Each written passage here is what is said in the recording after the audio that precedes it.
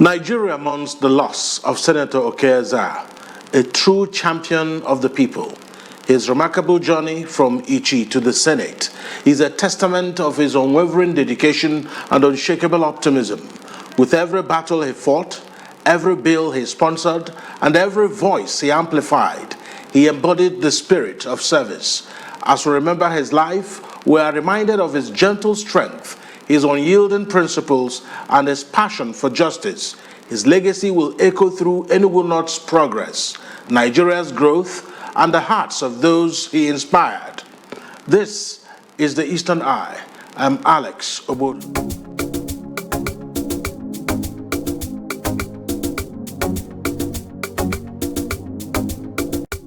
Welcome to the Eastern Eye, a program that X-rays the political, social, and economic developments around us.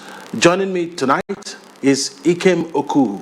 He's a journalist, marketing communications professional, and CEO of Brandish Media, who has worked closely with the late Okey Ezea during the election of 2023 and up until his death. Thank you so much, Mr. Okuhu, for joining me tonight on the Eastern Eye. And I should say my condolences to you. Yeah, it's a very sad season for me because I lost somebody that I respected. I lost somebody that I believed in as a politician. I lost somebody that I believed in as a citizen of Nigeria. As sad as the situation is, let me just say it's my pleasure to be here with you. All right, then. And I'm quite thankful to you for agreeing to talk. It's been a hard time getting people close to him to talk at the moment because of how emotional this has been. And I would like to just step back a bit to take a look at the early life of Senator Okey Ezea, who is not a stranger to taking chances. Even while he was at the university, he tried to get into big positions. Not once, not twice. They say he's not afraid of taking chances. Is this something that also shaped the politician he became later in life? He has to. His other name, his nickname, known and called and used by many who are close to him, is Nzeogu. After the Biafran war hero, Kaduna Nzeogu, because he was not afraid, he was not scared of leading the charge in any battle that affected his people. Let me also emphasize that he loved Enugu State so deeply that he was willing to lay his life down for the progress and political liberation of Enugu State.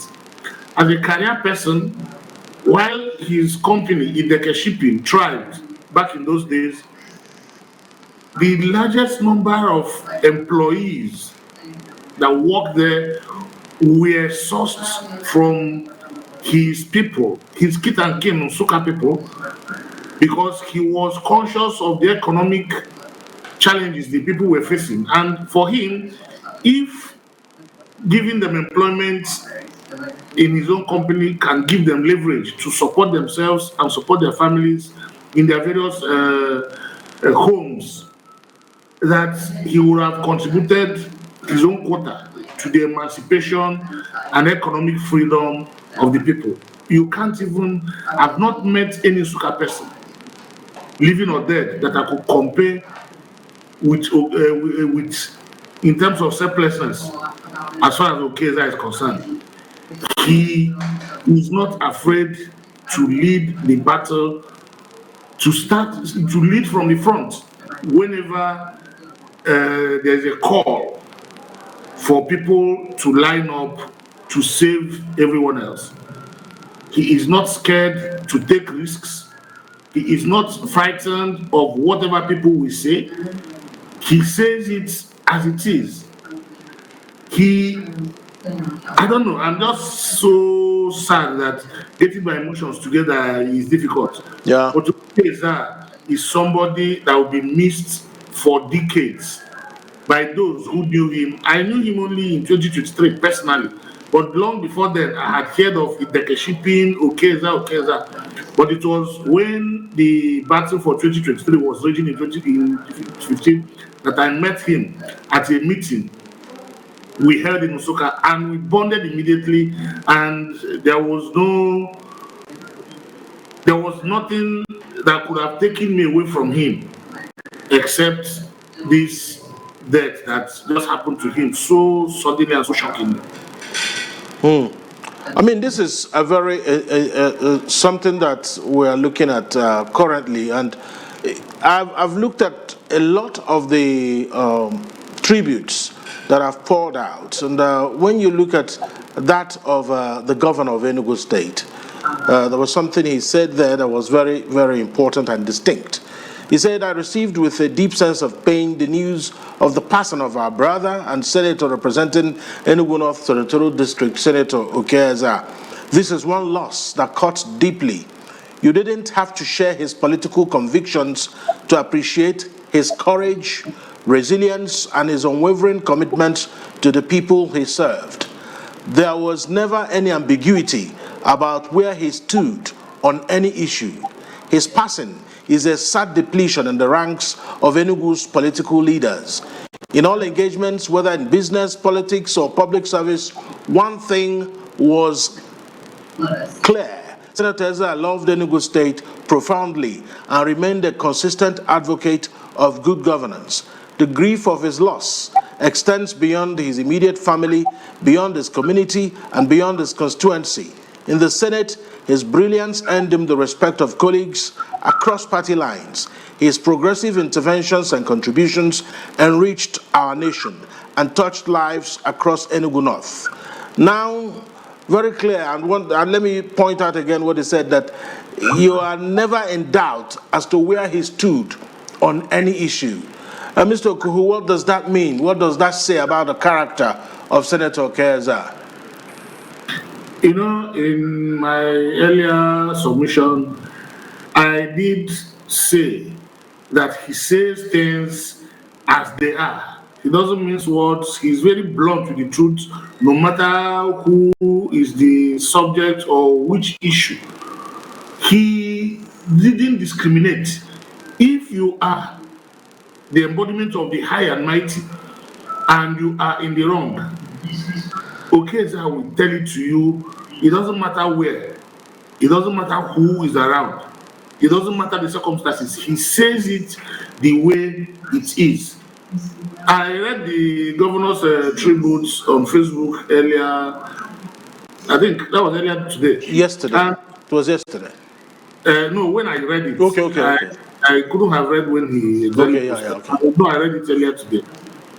And I would defer to him. He captured the personality of Okey Ezea in terms of his belief in the truth. If you encountered my own tribute when I could get myself together to pen it yesterday, I said that with Okey Ezea, principle has died in Enugu State. Principle, political principle, social principle, relationship principle, truth principle, principle in all its ramifications has died. Okey is perhaps the only person that remained of all the people we labored to elect in 2023, from House of Assembly to National Assembly. He's the only one that vowed that he would rather lose everything politically than leave the platform that elected him. That's principle. That's complete sacrificing of his own personal ambition for what he stands for. It didn't matter that everybody was moving across the divide some multiple times, but he stood where he was because he believed that those who voted him on that platform didn't make a mistake. He didn't want to betray the masses that rallied, that stood vigils when they wanted to torpedo his election. I was in Usuka then, and I participated actively from all the campaigns to all the strategies to all the monitoring that was put in place to make sure that his election wasn't torpedoed on when INEC delayed the announcements and powerful people were trying to perform some shenanigans. He remained principled. He didn't want to throw all the people who voted for him and who took risks for him to be elected under the bus. Across the whole state, the whole of his constituency, he was busy embarking on projects that would touch the lives of the people. Some of them might just look like tokens, but he was doing his best to make sure that every corner of his constituency felt the impact of his presence in the National Assembly. Okay, has no, if anybody will be like him, the person is yet to emerge. There is nobody in the entire political firmament of Enugu North that I can compare to him. And I'm not saying it because people normally adorn the dead with platitudes. I am saying it because I deeply and sincerely mean what I'm saying. All right, I mean, that's brilliant. So let's talk about Enugu North Senatorial Zone. This must be one chilling news to the Enugu North Senatorial Zone. By that I mean the Nsukka Cultural Zone as it is. I had an interview with some people on radio this morning, and they seem to be in a state of confusion as to who will now step up. I mean, this may be too soon to talk about it, but eventually there has to be a by-election to replace him, because Enugu North Senatorial Zone deserves to be represented and deserves to be for that continuous representation at the Senate. Now the issue is, who would now take the lead? I mean, if there's a short list of people who can easily try to fill in the shoes he's left behind, are there people that are not politically on the side that people would describe as food is ready politicians who would now take advantage of his absence? Are there people still there that can be called upon to take up the mantle? Well, the food is ready politicians are already gathering, even when the man that we all loved has the tears from our eyes are not dried yet. But those food in the ready politicians, they will always be there. But I doubt if there is anybody that you could call upon in Enugu State now to lay his hands immediately on a ready-made replacement for Okey that will be able to do that. For now, we don't have anybody with his depth of love and sincerity of purpose in the whole of the zone. There's nobody I can identify for now, and even in the foreseeable future, that will be able to step into these shoes that this great man has left behind, except those food is ready politicians. And I don't want to call their names here because I might just err in. I understand. I won't mention it, but I've seen some of their optics. Some of them have already started revving up their campaign vehicles already. But may God forgive all of them. And with the way they have destroyed the structures that we built from 2022 into 2023, with the way they have just carried the thing and messed the whole thing over a mess of porridge, I think it's just the food is ready politicians that we are going to be forced to endure for the foreseeable future until we get prepared well enough to shove them aside and bring people of purpose, people of sincerity, people of commitment like Okey Ezea again. All right. Let's talk about what this death means to the Nsukka Cultural Zone, the Enugu North Senatorial Zone, because as it is now, I've read a lot of tributes on Facebook, and I think I read that from Harrison Ogara. I don't know whether I can get to it. in a bit. It was also another touching tribute where he described them as Ishima. I'm sure you know what that means. That I was born and brought up in Osuka. I know what Ishima. So this when you have this sort of tributes pouring out, because Harrison is still in the Labour Party as we speak. So yes, he's the second person that remained behind. So this is also one can easily relate to what he's saying when he refers to him. In fact, he confessed that he still had trembling fingers in getting to the issue as it is, and it's still touching for someone who, after all this is how it has ended. And he says, let me just read through his tribute. He said, the profundity of our loss. He said, it is with a huge sense of depression that I scribbled these few words to express my shock following the news about the demise of my friend and ally, distinguished Senator Okey Ezea, the Nzogwu of our time. That's he said, Ishima, as I fondly called him, was a beacon of hope in terms of fight for equity, fairness, and purposeful leadership. We have lost a man who exuded a high-level selflessness and clarity of purpose in whatever he found his hands to do. His passage, no doubt, brings us back to the Holy Book, which says, "We're all dusts, and unto dust we shall return."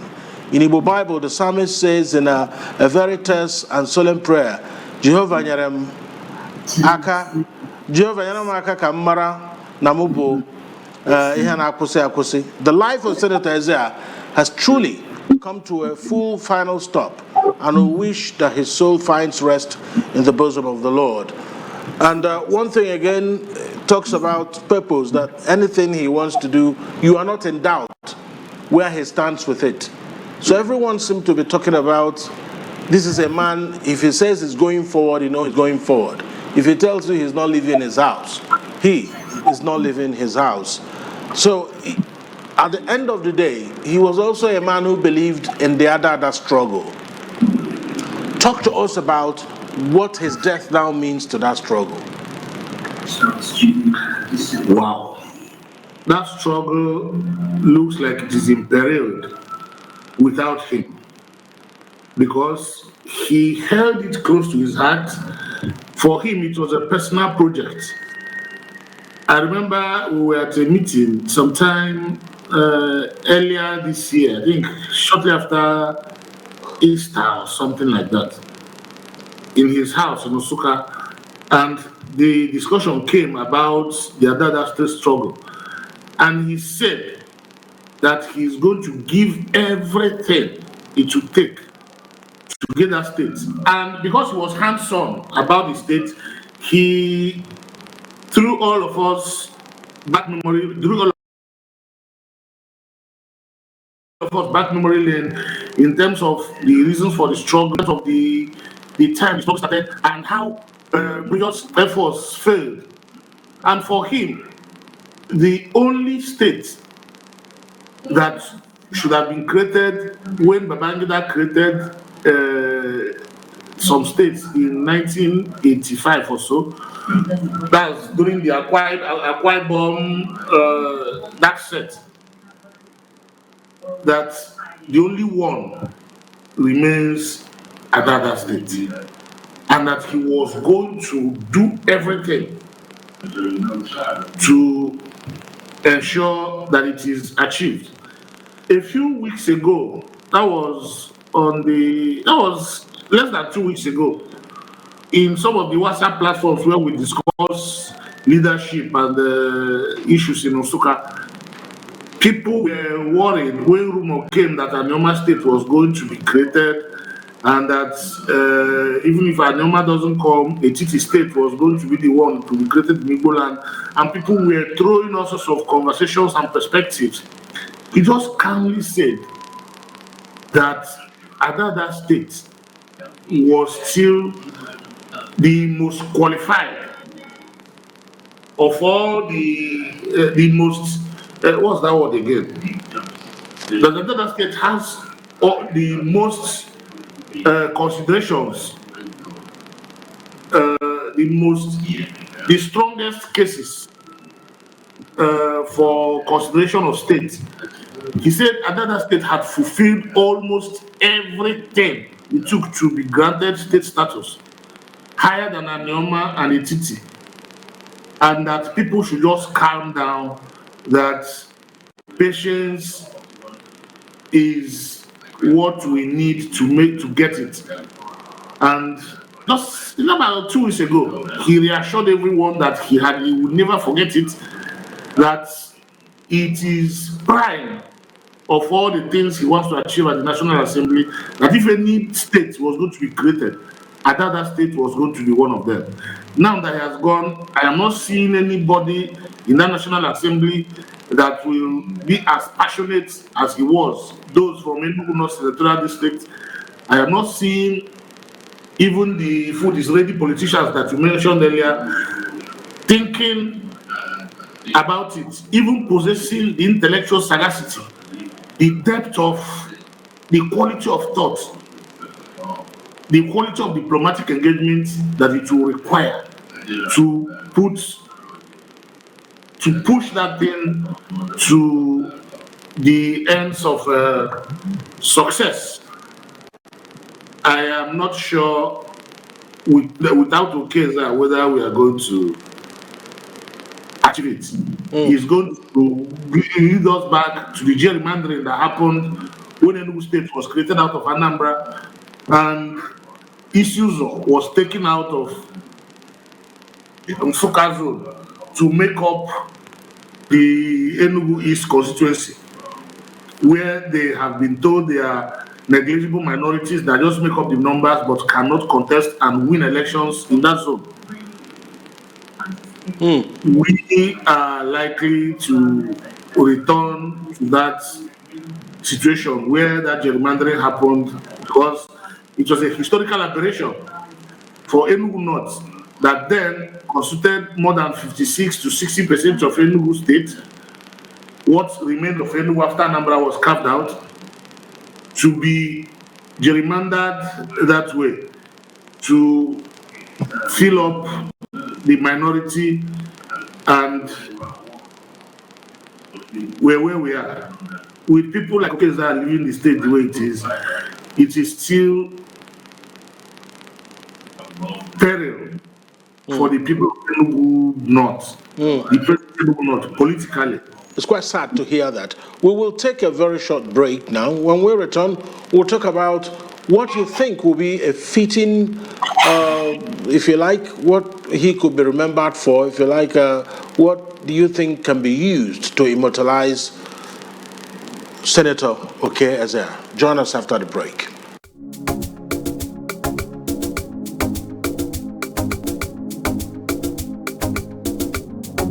Welcome back to the Eastern Eye here on Afia TV, a program that x-rays the political, social, and economic developments around us. My name is Alex Obodo, and I still have Mr. Okuhu, joining me this afternoon, this night, I should say, from Lagos. Thank you so much, Mr. Okuhu. So let's talk about what could be a fitting, if you like, monument or anything to immortalize Senator Okey Ezea. What would be that thing or things you can point at and say, okay, these are the things with his name on them. It will be a fitting, honor to him. Well, immortality is something we can't decide here on earth. And whether you build monuments, even if you rename the whole of Enugu North after him, it still doesn't do justice when you compare it to if the elements had kept him alive and he is here, hands on the plow, working for the social and economic liberation of the people of the Enugu State that elected him to represent them at the National Assembly.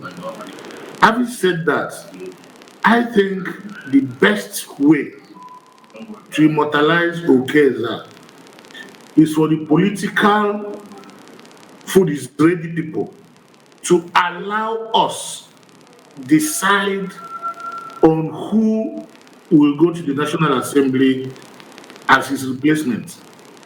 Because these people are going to come, they are going to gather, intimidate the people, bully us into silence that they have done already, and impose themselves or whoever they choose among themselves on the people, and go to Abuja and be pretending to be representing us. They should honor what this man stands for and allow the people to make the choice of who is qualified to wear those shoes that he had left behind. It's a big shoe, so big, most people I know will not be able to wear it. But to respect him, to honor him, I pledge that these political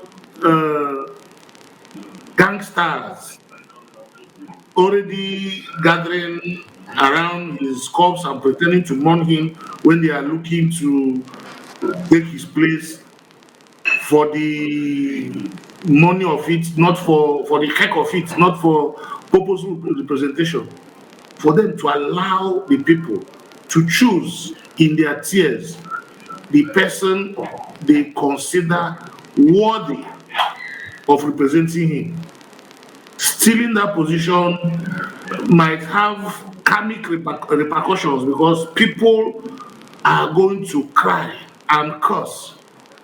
And I don't think it will all go well for any conspiracy to steal that position and impose somebody not otherwise chosen by the people of Enugu North senatorial zone. Naming a road after him, naming a street, naming which monuments do we even have that will be worthy of a man of such standing? The honor we should give Okey Ezea should be in our consciences, in our minds, in what we do, in our determination to always do good, in our love for political probity, in our love, preference for accountability, other than stealing, political armed robbery, if you want to call it that. We should, in our consciences, heal ourselves of the evils that are associated with the politics in Enugu State and allow the people the freedom, the leverage to choose a successor. That is the greatest love, the greatest honor I think everyone should give him. He is bigger than any physical monument I have seen. All right. So there were issues he kept raising while he was in the Senate. And I suspect he has been raising that issue before he went to the Senate. And that's about ministerial appointments in Enugu State. He's always made the case that the Enugu North senatorial zone has been marginalized since 1999 in terms of who becomes minister of the Federal Republic from Enugu State. He's insisting that Enugu East and Enugu West seem to be enjoying the largesse of who becomes minister in the state. Do you think that maybe in a way that his passing also places the Enugu North in some kind of disadvantage with all the political realignment that has happened? Now that the main government in Enugu is now the APC, everything seems to be realigned. Is it finally possible that maybe Enugu North might be disadvantaged the way it is now? The realignments are just for personal aggrandizement. The realignments are not for any equitable representation. Okey Ezea has always talked about that thing, and I think the last minister from Enugu North, since recallable memory, was Chifu. I don't think I've seen another person. Ositeze was appointed, Professor Ositobu was special advisor to the president on national planning or something like that. Justine Eze was here and there. I think she was an ambassador. But Enugu North has further fallen into disadvantage because the person who took the people's challenges and political denials, deprivations, personal, has died. And the people gathering to represent him, if they don't do justice by allowing the people to do that, like I called earlier, are people who are just going there to line their pockets and sing Bulaba to the powers that be. They are not going to represent the people. It's very, very unfortunate that good men often die earlier than the rest. But Enugu North has further fallen into serious disadvantage with nobody to speak. He speaks and people hear. Let it be that we were complaining and nobody is paying heed to what we're saying. This time, there is nobody to speak for us. There's nobody to aggregate our collective demands and desires and place before the whole world. If the government ignores it, the world continues to see the injustice that he aggregates and places before the world. It's very, very unfortunate, but I am not seeing anything that is looking like an emancipation happening anywhere for Enugu North. This deprivation, this marginalization as the common cliche states will get worse because the conspirators now gather and hold the meeting, plan very well on how to perpetuate the marginalization, the deprivation of Enugu North. We have become a lot smaller than we were before Okey Ezea died. We were bigger than the other two constituencies in Enugu State, but our voices were not heard because we are not getting our fair share. The people in charge now are going to deprive us a lot more when they know that the person who is crying out loud in the wilderness is no longer there. And it's now the hallelujah folk that they are going to pick up to fly. Whoever owns the flag, they are going to fly if they eventually manipulate the replacement of this man. Because I am very certain that the flag that they will fly to Abuja, if they do what I suspect they are certainly going to do, it's not going to be the flag of Enugu North. We are further imperiled. I've used this word earlier. We are further imperiled by the loss of this great man. Nobody, since I became politically conscious around 16, when I was 16, and I've not seen anybody that approached the representation of Igbo Suka like Okey Ezea. Passion that he brought, born like blazing furnace, and it was unquenchable by the forces of political pressure. Only something as certain and definitive as death could have quenched it. It's very sad. Absolutely sad. And news of his passing shocked the nation. It also drew tribute from across the political divide. Deputy Senate President Barau Jibrin called him a patriotic Nigerian par excellence and pan-Nigerian politician. Senator Odious Okalo also described the loss as personally devastating, praising Ezea's dedication. Senator Natasha Akpoti-Odoanga said he was a good man, wise and gentle. And of course, the Senate as a body also mourned him as a prolific legislator whose interventions were purposeful. I mean, if you have moved a motion to have a state created from your senatorial zone, it takes a lot of courage. And the only other person that have done that is Senator Ned Nwoko. I mean, it stands him out, isn't it? Because it looks like some people don't quite know the weight of the bill he has moved. He's pushing for that bill for the creation of Ada state. I mean, as we try to wrap up this interview in a few minutes, help us put this in perspective, because at the end of the day, there must be a way of continuing the push for the creation of Ada State.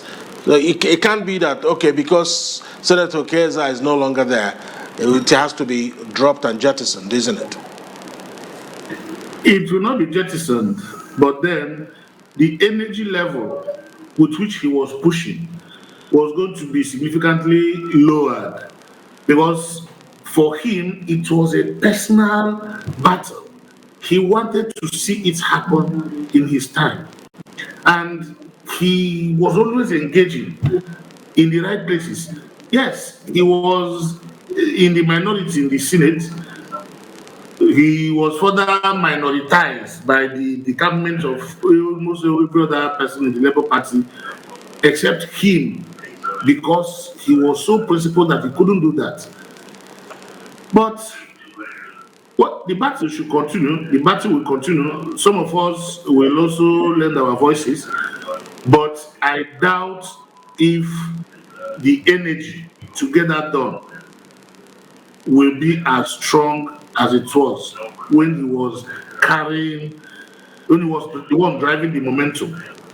You know, a lot of things were adversely happening against him because he was in the minority and he didn't want to compromise by taking the easy way out to further his nest and the campaign.